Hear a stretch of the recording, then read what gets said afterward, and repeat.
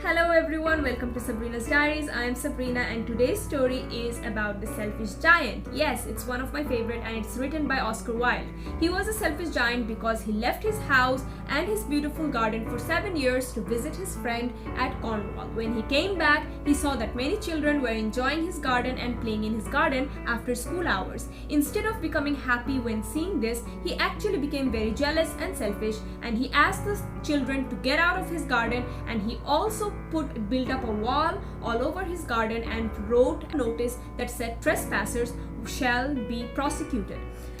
I think that's a little bit extreme, don't you? Alright, so what happened next is spring came all over the country but not in the garden, but not in his garden. In his garden there was no spring, so there was flowers and birds singing in other gardens but not in his garden. And he kept wondering that his garden was the most beautiful garden among all the gardens, and now his garden is always winter. Not even spring, not even one single flower, not even the birds come singing. It's always winter. He wondered why.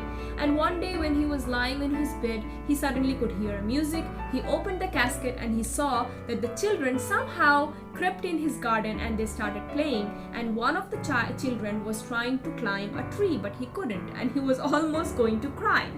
Selfish giant immediately realized his selfishness and his mistake, and he knew why the spring came back. It came back because of the children.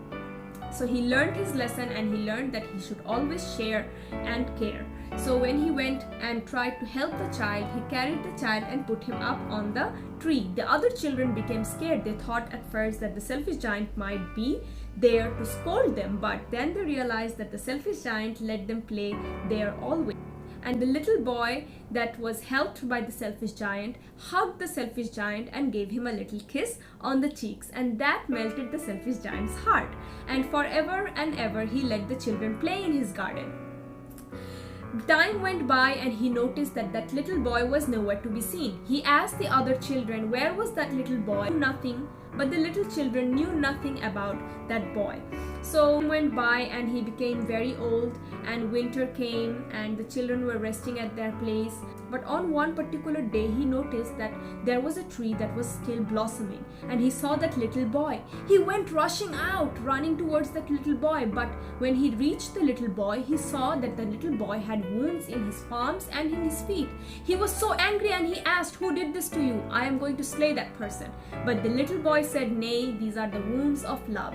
So from this story we can understand that in Christianity they believe that Jesus Christ was killed through crucifixion, and maybe this was also a symbol of Jesus Christ. So from this story we can understand that probably Jesus Christ came in the disguise of a little boy to teach the giant a lesson about sharing and caring.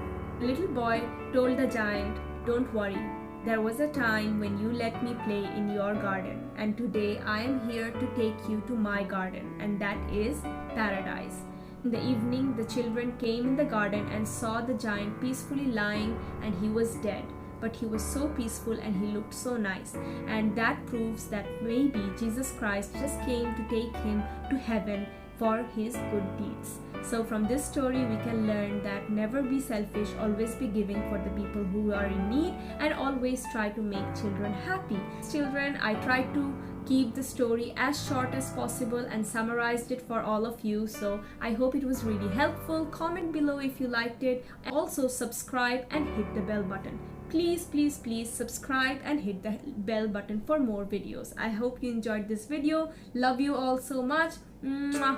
Take care everyone.